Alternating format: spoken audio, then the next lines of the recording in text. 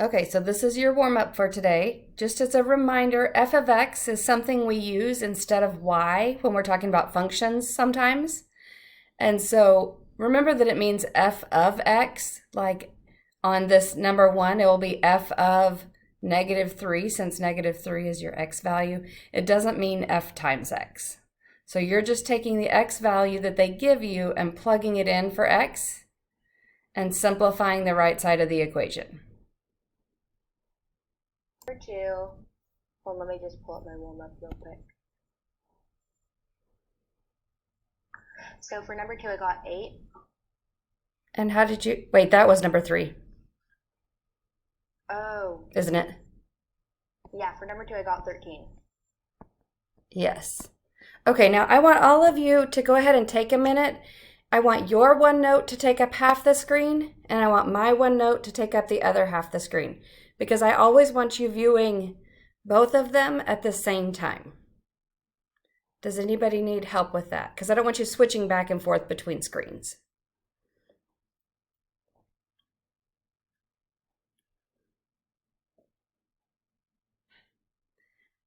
Now, when you do that, when you make my OneNote half the screen, raise your hand if you have my picture to the side of my OneNote. Some of you have my picture on the side instead of on the top. So if my picture's on the side, what I want you to do is go up to the top where you have your viewing options, and I want you to uncheck the side-by-side option, and that should move my video up to the top and make the OneNote a little bit bigger so it's easier to see. Did that help?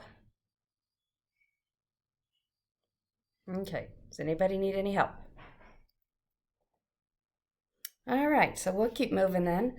Laura, what did you get for number 4? I got 6. Awesome. Elizabeth, what'd you get for number 5? I got 9. How about -9? Oh, sorry, yes, -9. I forgot to put it on my. That's all right. And Caitlin, what about number 6? For number 6, I got 28. Perfect.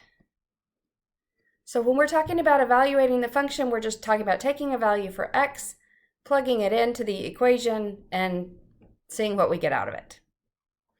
All right, so that was just kind of a little review. Next thing we're going to do is go to today's notes, which if you'll just click on your class note, you're still in your class notes section. Just go to the very next page, which is called Domain and Range Notes. Let's see. So domain and range is a topic that you were introduced to last year. The domain is the set of all possible x values. So when we're talking about domain, we're talking about the left to right of the graph because we're looking at x values. The range is the set of all possible y values.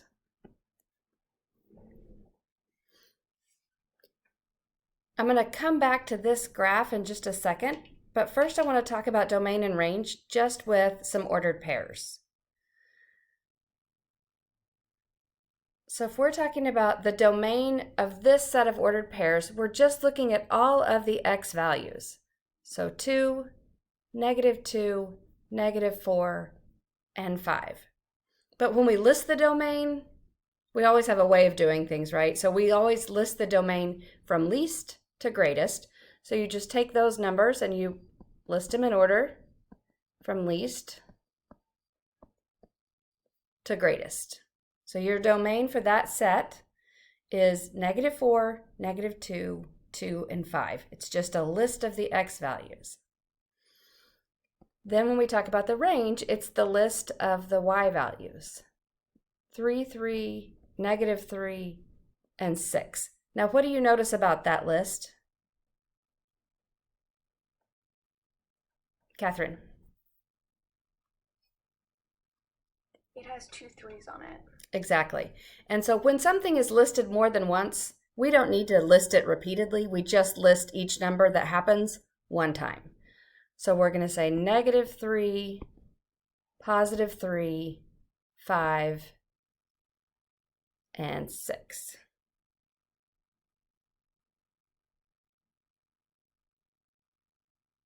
Oh, sorry, there's not a 5. Pardon. -3, +3, and 6.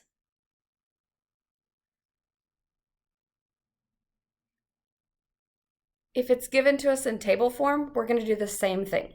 Okay, we're just going to list the x values from least to greatest and the y values from least to greatest. So for the domain here, let's see, our smallest one is -4, so we'll start with -4, -2, 1, 2, and 5. And for the range, same idea, but with the y's. So -7, -5. The 6 is listed twice, but we're just going to list it once, and 14. So domain is all the x values, and the range is all the y values. Now, when you start looking at graphs, there's 2 ways we can look at graphs. We have graphs that have specific little dots, and then we have graphs that are a connected set of dots. So discrete means there's just specific little dots. Continuous means that those dots are connected. So these graphs down here are going to be the continuous ones. And the way we list the domain and range for those 2 things is a little bit different. If it's discrete, we do it just like we did the ordered pairs before this one. So if you want, it could be helpful to go ahead and make a list of all of those ordered pairs that we have in this graph. So we've got, let's see, the farthest point to the left, that's 1, 3. And the next point is 2, 1. And then we have 3, -1, 4, 2, 5, 0, and 6, 6. Sometimes it's nice to have them all written out so that then when you go to make your list of your domain and range, it's already laid out for you. So for our domain, it's just those x values, and they're actually already in numerical order. So 1, 2, 3, 4, 5, and 6. And then the range, we've got to go least to greatest. So we've got -1, 0, 1, 2, 3, and 6. Okay, how's my sound? Is it still okay? Okay, any questions on that part? All right, it's pretty basic when you're looking at those. You're just making a list of the numbers. When it comes to these continuous graphs, though, there's a whole bunch of points. There's an infinite number of points, right, in between this point on the left and this point on the right. So when we're talking about domain, the best way to look for domain is look for the point that's farthest to the left and the point that's farthest to the right. So for this triangle, the point that's farthest to the left is this one here, and its x value is +2. And the point that's farthest to the right is going to be this one over here, which has an x value of 7. So x can be anywhere in that space from 2 to 7. So when we're writing the domain, we're actually going to write it like this, 2x, 7. And x is going to be greater than or equal to 2, but it's going to be less than or equal to 7. Remember that we use that equal to because they're solid dots, which means they're included.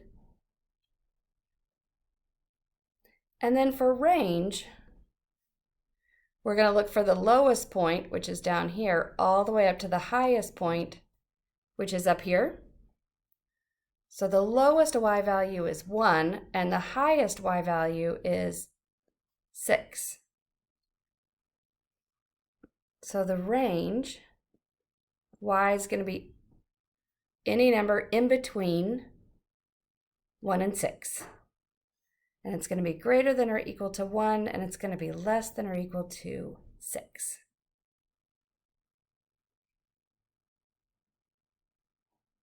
Any questions on that one? Catherine. So how would we know if it was going to be less than or equal to or greater than equal to, or is it always going to be like structured that way, or would it be backwards sometimes? So you're always going to list from least to greatest. So it's always going to be structured this way, as long as you make sure you're listing from least to greatest. But you know that the x values are in here in between 2 and 7, right? So you can look and say, are these x values bigger than 2 or less than 2? Well, they're all bigger than 2. Are they bigger than 7 or less than 7? They're all less than 7.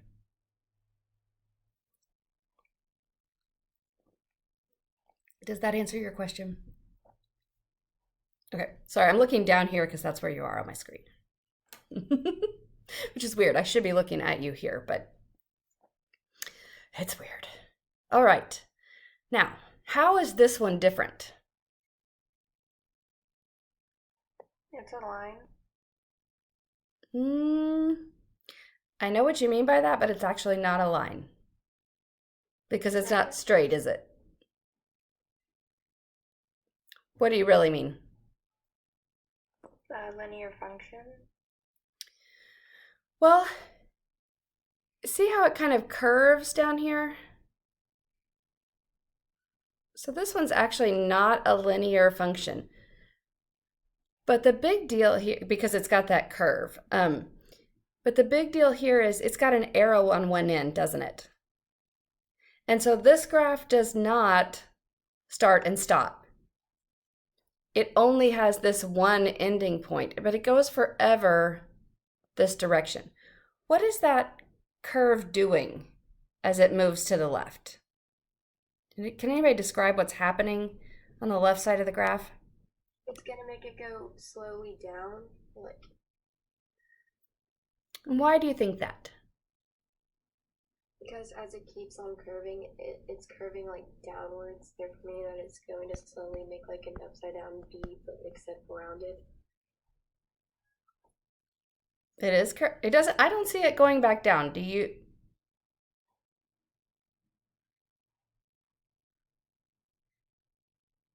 This one is actually going to continue to go up. If we had that it was coming, oops, let me get a pen. If we had this kind of thing, if we could see that it was turning around and going down, then we could say that. But this one appears to continue to go up. So the y values, if it's going up, what's happening to the y values? It continues to go higher. Yeah, the y values are going higher, so they're increasing. So what's the lowest y value you can see for that curve? 0. 0. And from there, it just gets bigger, doesn't it? So now I switched it around. I talked about range first. The y values start at 0 and just go up from there. All of these y values are going to be positive.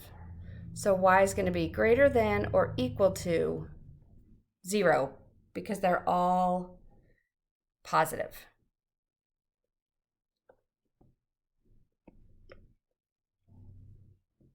Now the x values, this is the highest x value, isn't it? At 0. All of these other x values, as it continues to move to the left, are all smaller than 0. So for the x values, they've all got to be less than or equal to. I think these are a little easier because they kind of have that starting and stopping point, which are a little bit easier to identify, right? So the domain for this one, well, what's the x value that's farthest to the left?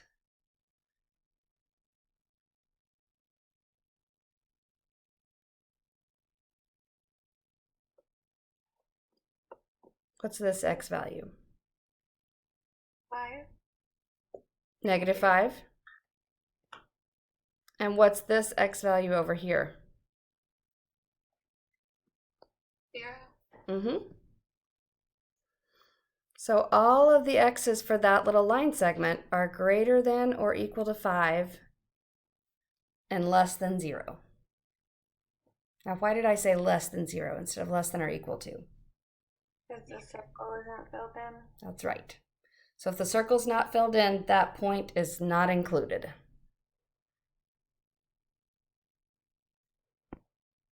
And then the range,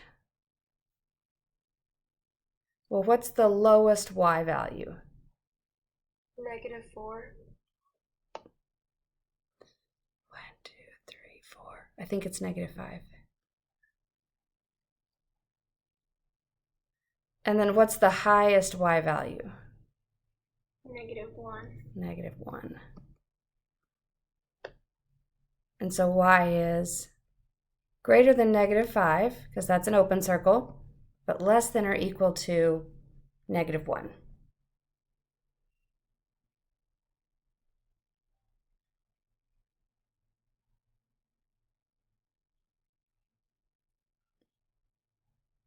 Shifa, do you have a question? No, I don't. Okay. Okay, I want to draw another example in here. Let's say we have a parabola that looks like this.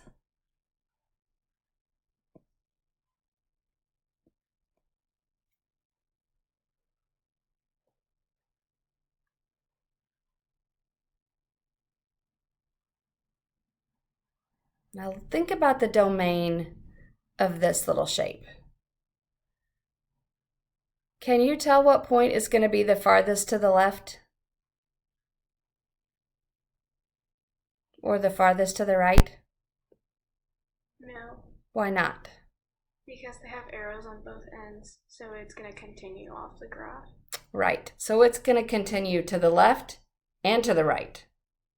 So x, that means x can be anything.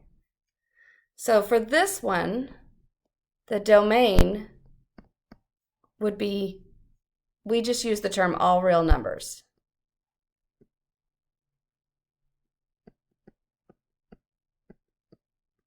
Sometimes we say it goes from -infinity to +infinity, or we can just say x can be any real number. That means it's any number that you've learned about so far, because all the numbers you've learned about have been real numbers. It can be fractions, it can be decimals, it could be irrational numbers like pi, but the domain could be anything. The range, now do you see a highest point or a lowest point?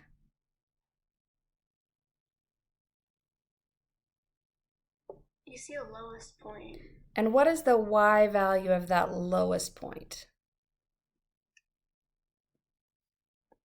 Pause for 30. And all the other y's are above that, so they're all greater than that. So y would be greater than or equal to 3.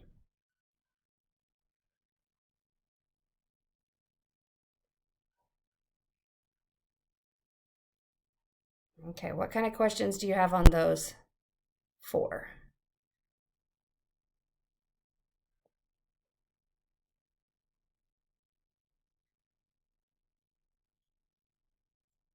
Okie dokie. Then we will go on to the last little thing, which is identifying functions using the vertical line test. So if you remember, the vertical line test is when you take a vertical line and you just drag it across a graph. It is one of the easiest things we do. We just take the line and we drag it across. What we have to know is, what does it mean? So does this line ever hit 2 points on the blue at the same time? Yes. Yes. So if it hits 2 points at the same time, it's not a function. So this one we say is not a function because it hits 2 points at the same time.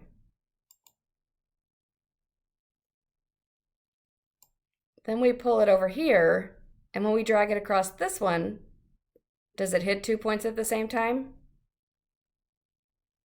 Nope. So this one is a function. Oops.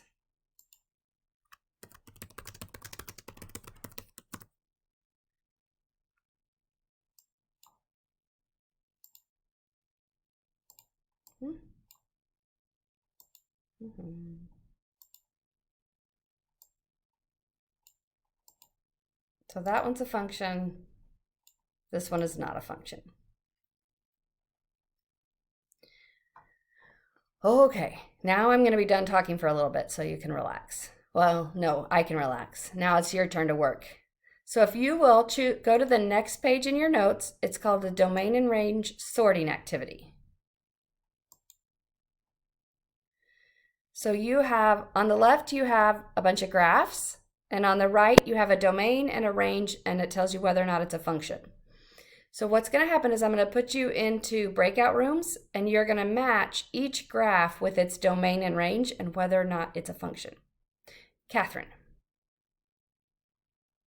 Do we have to keep split screening because it makes like my OneNote really small, so I can't really write on it? So you should be able to just go ahead and make the part you want to write on big or small and move it around. But for this activity, no. For this activity, you can stop split screen. I just want you to do split screen anytime we're taking notes so that you can see what I'm doing at the same time as you're doing what you're doing. Okay. Shifa. Do we always have to take notes in OneNote? You can take notes in a spiral, but if you do that, I need you to just take a picture of it and plop it into OneNote so I can see them. Okay. And when we get, it'll just depend. When we get back to school, it'll be up to you because at school I can sit and watch you taking your notes so I can see them, right? But as long as we're doing distance learning, I want to be able to see them on the computer. All right? Okay. Since we're all back, I thought we'd go through and just check your answers. So I'll give you a second to look through these, and then I'll just kind of scroll a little bit at a time. I'll make it bigger. Is that helpful? Okay.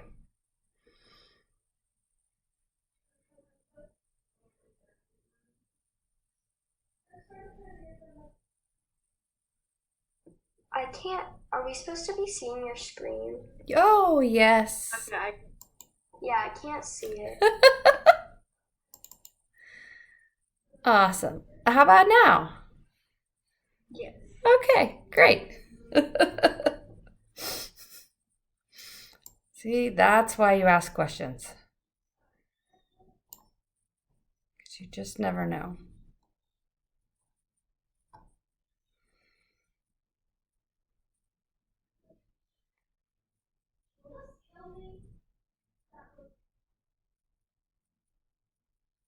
Okay, you ready for me to scroll? E is sometimes tricky for people because it looks kind of odd, but the top half of this graph is going to go in the positive y direction. It's going to continue to climb, and the bottom part is going to continue to go in the negative y direction, so that's why the y value is all real numbers. But for the x values, it only moves to the right, so x is just greater than or equal to 0. Okay, are there any others that you want me to talk about in that group? Shifa. I didn't see the first three. Do you mind scrolling up to those, please? I don't. Is everybody done with these bottom ones? Okay. There you go.